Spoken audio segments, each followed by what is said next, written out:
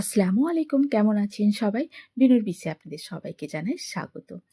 আমার মনে হয় রান্নার টেস্ট 50% নির্ভর করে যে আপনি কিভাবে রান্না করছেন, কি মশলাপাতি ব্যবহার করছেন, আর কতটা ভালোবাসা দিয়ে রান্না করছেন। আর 50% নির্ভর করে আপনি কি হাঁড়ি বাসনে রান্না করছেন, আর কিসে রান্না করছেন। মানে কি উনুন ব্যবহার করছেন, গ্যাসের চুলো নাকি কাঠের চুলো নাকি কয়লার উনুন। আমি ৩ টেতেই রান্না করে দেখেছি। একই রকমভাবে রান্না করেছি, একই জিনিস রান্না করে দেখেছি। কিন্তু আমার সবথেকে ভালো লেগেছে কাঠের উনুনে।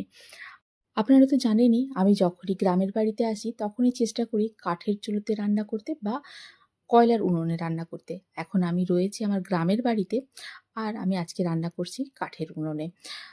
আজকে আমার মেনুতে ছিল মাছ ভাজা, মৃগেল মাছের ভাজা, আলু ভাজা, মাছের তেলে পেঁয়াজ ভাজা, কাঁচা লঙ্কা ভাজা, গরম গরম ধুঁয়ো ওঠা সাদা ভাত, সঙ্গে এক টুকরো লেবু।